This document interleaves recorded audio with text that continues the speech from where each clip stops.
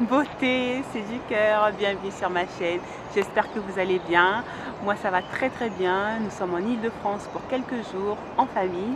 Donc c'est plutôt manger, balade, papoter, manger, balade, papoter, enfin manger la bonne bouffe quoi. Enfin, c'est trop canon. Bref, aujourd'hui nous allons parler des règles de vie. Dans une vidéo précédente, je vous avais laissé entendre que pour avoir un quotidien relativement serein avec Naya, j'avais dû mettre en place des règles simples et claires. Donc, je vais vous parler de ces fameuses règles. Il faut dire qu'au départ, quand Naya était toute petite, j'étais une bonne élève. Comme j'avais lu plein de livres sur la parentalité, les accompagnements, etc. Donc j'avais pris une feuille A4 et j'avais marqué quelques règles sur cette fameuse feuille et je l'avais placardée sur sur la porte de la chambre. Elle était toute petite, elle ne savait pas encore lire, mais quand elle faisait quelque chose, ben, je la rappelais à l'ordre, je lui montrais la fameuse règle, je lui disais, bah, regarde, la règle a dit qu'il ne faut pas monter sur le lit avec ses chaussures, mais regarde ce que tu as fait, enfin bref, ce qui lui permettait d'ajuster son tir et tout ça, tout ça. Je dois dire que ça fonctionnait un petit peu, mais pas longtemps, parce qu'il est arrivé un moment où, dans certaines règles, je me souviens plus trop desquelles, mais en tout cas, la demoiselle, quand elle a commencé à avoir du langage, elle m'a un jour sorti et toi du coup, pourquoi tu fais ça? Enfin, un truc dans le genre. Et donc j'ai compris que ben, ces règles-là étaient valables pour elle et que pour elle, quoi, il y avait un genre de rébellion qui commençait à se mettre en route, quoi. Bref. Et j'ai dû me pencher sur la question. Et du coup, j'ai envoyé bouler un petit peu toutes ces règles-là. J'ai décidé de me focaliser sur l'interaction que j'avais avec elle pour pondre nos propres règles. J'ai véritablement pris le parti de voir Naya comme un coach perso gratuit à ma disposition H24 pour m'étoffer de l'intérieur et l'aider à s'étoffer à son tour, quoi, on va dire ça comme ça. Et du coup, je me suis souvenue de comment moi j'avais vécu quand j'étais enfant. Et je dois dire que moi, j'ai passé une enfance au paradis, mais vraiment au paradis. J'ai passé mon enfance en Afrique. Et si toi aussi tu as passé ton enfance en Afrique, tu vois un petit peu ce que je veux dire, notamment au Congo, parce que je dis notamment au Congo parce que quand je dis Maïeto, Dieto, eh ben, tu vois de quoi je veux parler. Mais si ce n'est pas ton cas, sache que Maïeto, Dieto, ou Dieto d'ailleurs, c'est jouer à la dinette mais avec des vraies choses. Il y avait les mamans, les tontines, les mamans au Congo mettaient toujours à côté de la vraie nourriture, des petites choses pour les enfants, histoire qu'on puisse reproduire un petit peu des petits plats sympas. On n'utilisait pas les vraies casseroles, hein, mais on utilisait des boîtes de conserve, ce genre de choses. On allumait notre feu, on se brûlait aussi évidemment, mais bon, c'était un apprentissage. Et il y avait plein de jeux de ce genre, c'est-à-dire et les flaques de boue, non, je dis pas flaques de boue, les mares de boue, c'est-à-dire que quand il pleuvait, tous les enfants étaient dehors, on se lavait sous la pluie et où on sautait dans les flaques de boue là, enfin dans les mares de boue, c'était vraiment canonissime. Et il y avait aussi un autre jeu qu'on faisait, genre on grimpait sur les manguiers et puis le truc c'était lequel de nous parviendrait à manger le plus de mangue sans jamais la décrocher du manguier, de sorte qu'à la fin on ne voit pendouiller que le noyau. Alors on comptait, ben moi j'ai fait 5, non moi j'ai fait 4, moi j'ai fait 2, enfin bref, donc c'était canon. On avait plusieurs jeux comme ça. En tout cas, nos jeux étaient essentiellement centrés sur l'exploration de notre milieu et c'était canon.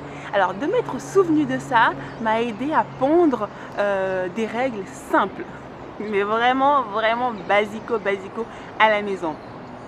Déjà chez nous, mon séjour par exemple est tout ce qu'il y a de plus, on va dire, épuré. Alors j'ai pas une table en verre, j'ai une table en bois fonctionnelle, j'ai un canapé fonctionnel, c'est rangé avec soin, on va dire ça comme ça, mais en tout cas il n'y a rien qui soit fragile, il n'y a rien qui nécessite que je tremble si jamais elle vient avec un stylo. On est d'accord, l'idée ce n'est pas qu'elle puisse se balader avec un stylo.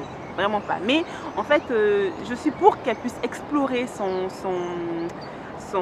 son milieu et j'enlève un maximum les choses qui pourraient me crisper dans cette exploration-là. Voilà. Donc, les règles que je vais instaurer sont les erreurs ou la bêtise ne sont pas un problème. Le problème, c'est vraiment ne pas réparer. Réparer, c'est très important pour nous.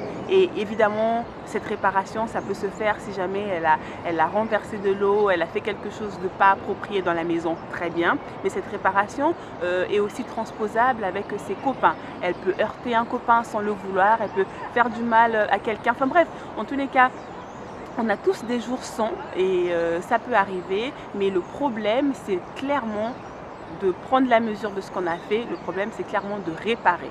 Réparer, c'est important. Réparer ses objets, réparer ses relations.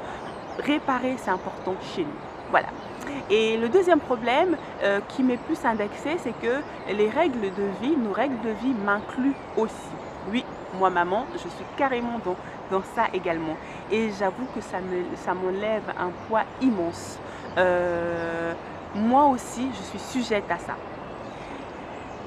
J'ai vraiment à cœur que Naya ne me voit pas comme une maman parfaite. Parce que j'ai le sentiment, à tort peut-être, je n'en sais rien, mais j'ai le sentiment que les mamans parfaites peuvent empêcher leur enfant d'explorer pleinement leur univers, de prendre la mesure de qui ils sont. Et aussi, quand moi je commets une erreur, je suis OK pour qu'elle vienne et pour qu'elle puisse me le dire en fait. Et du coup, j'ai l'impression que mon rôle prend tout son sens. Mon rôle d'accompagnante en fait prend tout son sens parce que à ce moment-là, je peux lui dire bah écoute, oui, j'ai fait une erreur là-dessus. Alors comment je vais faire pour y remédier? Et si je faisais ci? Et si je faisais ça? Et je mets en place le truc. Elle me voit faire cette gymnastique, elle me voit organiser le truc, elle me voit rectifier. Et ben ça a du sens. Donc quand je vais lui dire que l'important c'est de réparer, ça a du sens pour elle. Donc je peux pleinement vivre mon humanité, je peux pleinement vivre qui je suis, vraiment, et tout en gardant en tête que j'ai un enfant à côté qui prend acte de ce que je fais. C'est juste canon. Enfin, franchement, je peux être moi, quoi.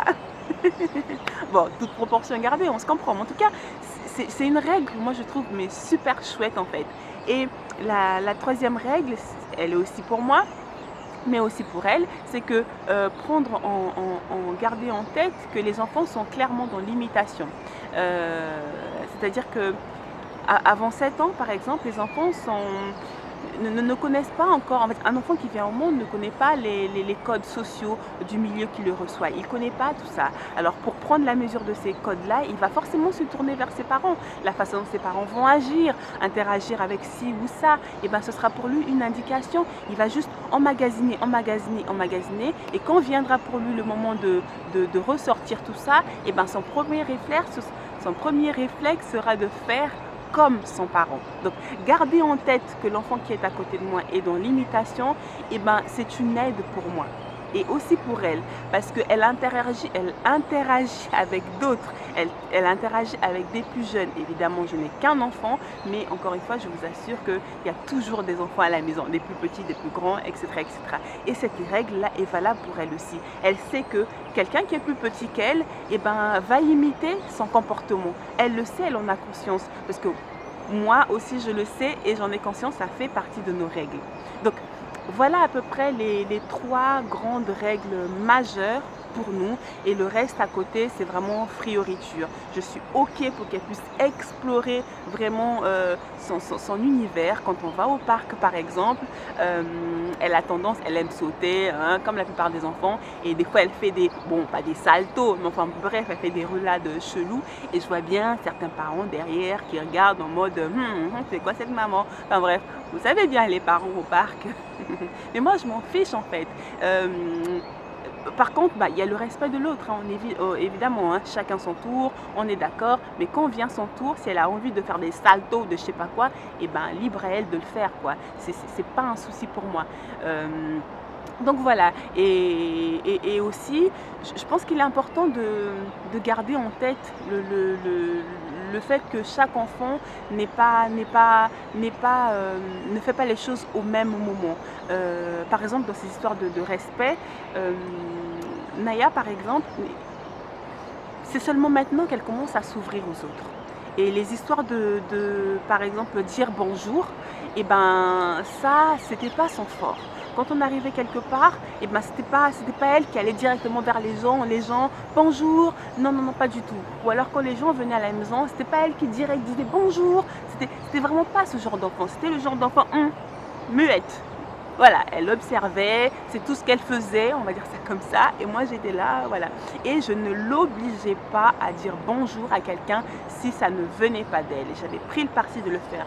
Et par contre, je disais à la personne, ah ben, Naya est une fille plutôt en observation d'abord, il lui faut un temps d'adaptation. Ça, je le disais, mais quand elle a forcé à le faire, non, je ne le faisais pas. Évidemment, je suis certaine, peut-être, c'était peut-être pas vrai, en tout cas, je pense que beaucoup de parents ont dû se dire non mais c'est quoi cette maman, elle apprend pas des bonnes manières à sa fille, là là là là là, c'est probable. Mais j'avais pris le parti de respecter son cheminement et comme je suis persuadée que l'imitation fait partie du code, du langage d'apprentissage de l'enfant, et ben moi je suis plutôt quelqu'un qui va facilement vers les autres, et finalement je laisse couler en fait.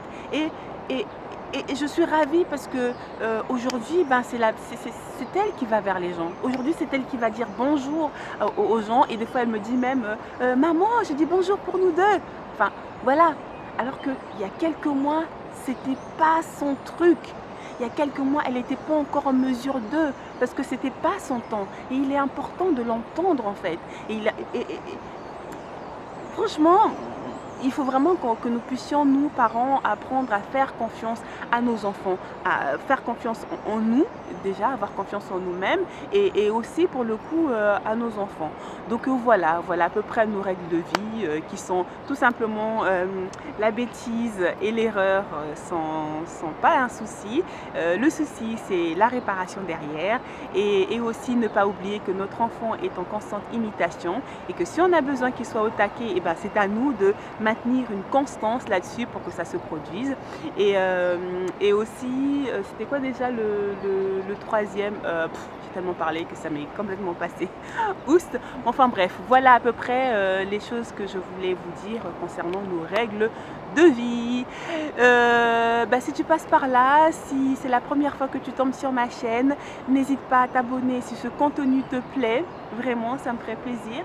Et toi qui es déjà abonné, merci infiniment. Si tu penses que ce contenu peut intéresser quelqu'un de ton entourage, n'hésite pas à partager, parce que être parent, franchement, on ne naît pas parent en fait, et avoir des petits boosts comme ça de temps en temps, ça peut être super intéressant. Voilà, je vous dis à très vite pour une prochaine vidéo. Ciao!